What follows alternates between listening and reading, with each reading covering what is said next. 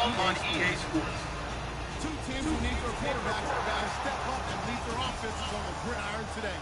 It's Ryan's Falcons going up against Brady's Patriots. So with that, let's get up to Gillette Stadium in Foxborough. Here are Brandon Guyton and Charles Davis. All right, Larry, thanks. EA Sports coverage of the NFL brings us to Gillette Stadium in Foxborough, Mass. Straight ahead, we've got a good one on tap here between the Atlanta Falcons and the New England Patriots.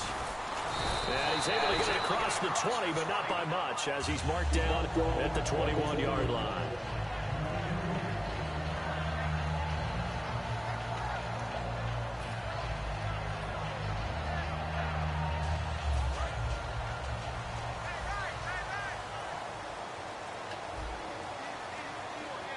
They come out here on the eye.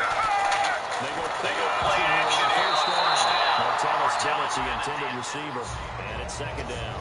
And the quarterback, he's got some big threats at wideout. And they seem to get bigger all the time, don't they, Brandon? Every time I look out and watch a game, we're getting these bigger, more athletic, acrobatic receivers. We have some today. And right side, caught, Hogan. How about the game Hogan had in the AFC Championship? 180 yards, 2 touchdowns, both career highs for the fourth-year man out of Monmouth. Another undrafted free agent, made good with New England. Everyone talks about his background. Remember, he was a lacrosse player at Penn State. One season of football at Monmouth where he played offense and defense. But I think what appeals to New England about lacrosse players, their movement skills. They're used to being shifty, used to running through contact, used to absorbing those things, and that allows him to make those contested catches in tough spaces. Looking back to the air on second down, it's Brady. And that one got tipped, kind of threw everything off. It brings up third. You got to give some credit. They're able to hop up in the air and bat that one away. And that's frustrating for an offensive lineman because the only recourse is when he goes in the air to try and give him some type of a pop or a shove, hoping to bring his arms down. Now Brady. They will find his man. That's Hogan, complete. 18 yards there and a first down. He's such a good route runner. Shows it there on third down. Very proficient and a good pass. And you know what I've observed over the years in the NFL? The better a route runner you are, the more confidence your guy's going to have in you to go to you in important times because he can trust you being in the right spot, and they connected there and picked up a first down.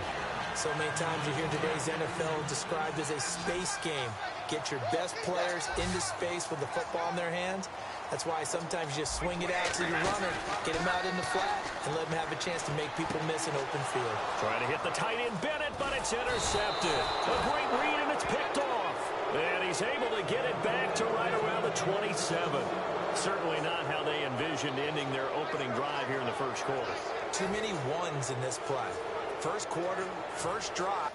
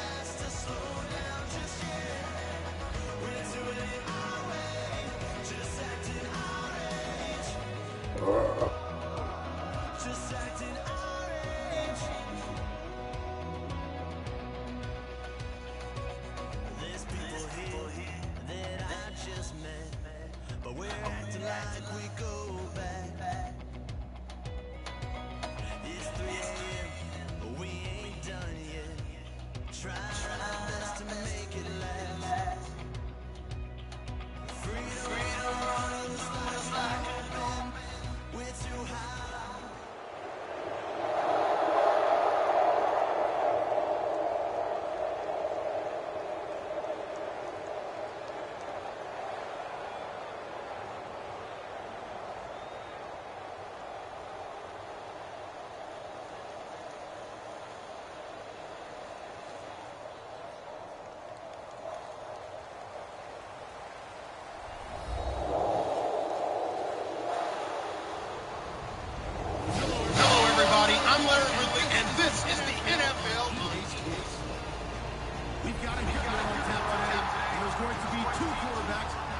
get it done on the gridiron.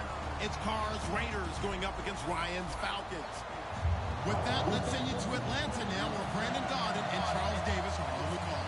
Larry, in what is scheduled to be its final season as an NFL stadium, there's a look at the Georgia Dome here in Atlanta. Coming up, we've got what should prove to be a good one between the Oakland Raiders and the Atlanta Falcons.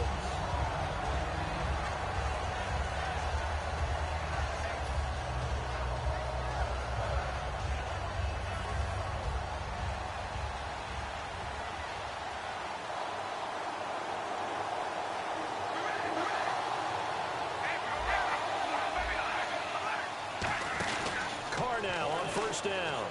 Finds Roberts left side. The completion good for 3, and it's second down. And Mr. Cooper, Amari, a headliner in this offensive unit. Brandon, it's rare that you get guys so polished coming out of college, but Amari Cooper has carried himself like a pro probably since he was 6 years old. He is a terrific talent. Carr to throw on second down. And this will be incomplete. He was trying to get it to Seth Roberts. And defensively, here are the starters for the Atlanta Falcons. And this is a group that has a lot of youth. 7 of the starters, either first or second-year guys. And boom, they're going to be playing in the Super Bowl. And they fit perfectly with head coach Dan Quinn's scheme on defense.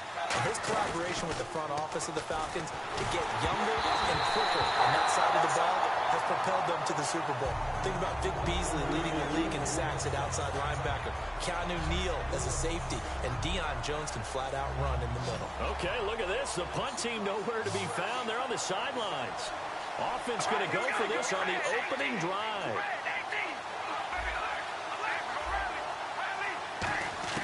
Here we go on fourth down with Carr. Looking for Crabtree, and it's intercepted. Picked off by Robert Alford. And he takes this one back into the end zone, and the Falcon defense has a touchdown. So they go on fourth down. Not only do they not get it, it turns into 6 points the other way. Disastrous. And many people think you should just go ahead and knock it down in that situation. Turn it over for the offense.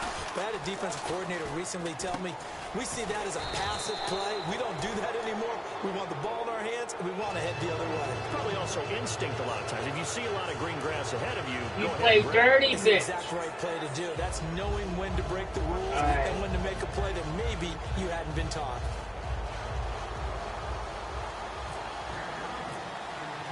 So they throw the pick six. They'll get another shot at it now as this one's in the air.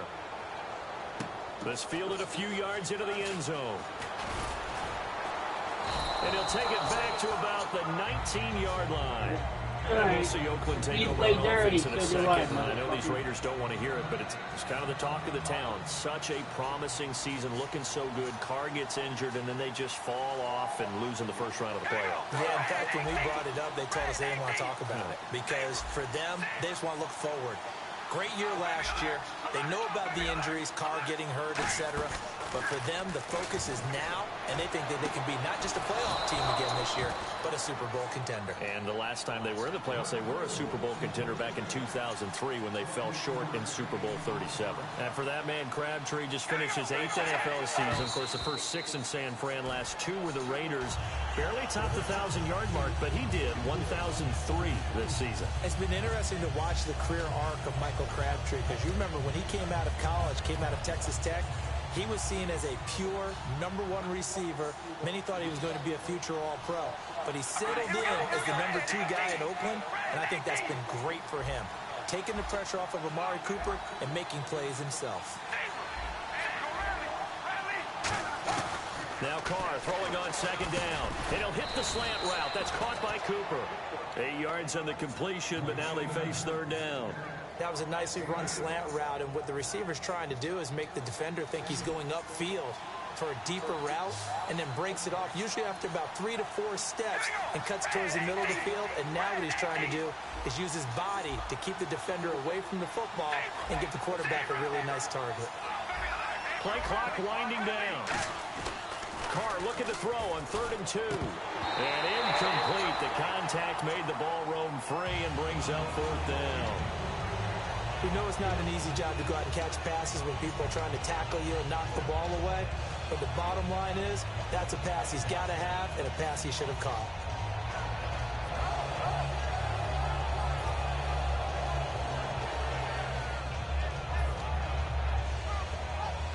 And how about the call here? They need 2 yards in their own territory on 4th down, and they're going to go for it.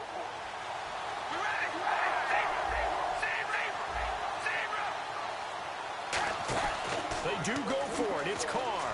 He's got time. Throw left side to the tight end, Walford. A surprising move here on the opening drive of the game. And the Falcons will take control of the football in great field position.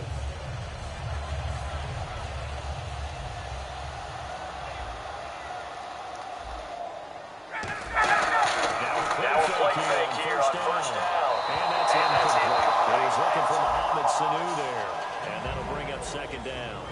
A glance at the starting unit. Julio Jones, a threat on the outside, of course. Combines great athleticism, incredible speed, and a whole lot of toughness to be one of the better receivers in the NFL. They'll run for the first time with Devontae Freeman.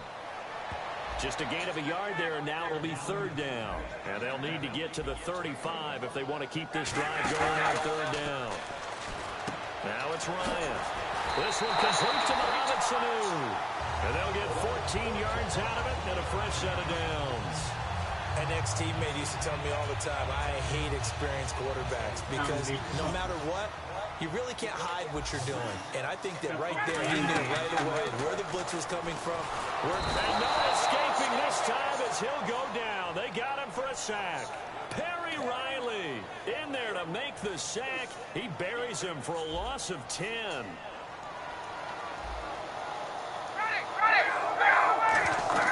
Now Ryan on 2nd down. They'll set up the screen for Freeman. And he'll work it inside the 30 to the 29-yard line. It's a pickup of 12, and that'll set up a 3rd down. I wonder what was going through his mind when he got the play call. He just got sacked on the previous play. He knows they're coming after him again. A little bit of guts to stand in there, take the hit, and successfully complete the screen pass. Really well done. And give him 17 yards that time as that'll move the chains. Well, that's what you're looking for when you want to throw the ball downfield. You want one of those guys who can play out on the perimeter, can play out. This is caught. It's Sanu this time for a Falcon touchdown. Mohamed Sanu. Fuck you, you fucking asshole. See ya.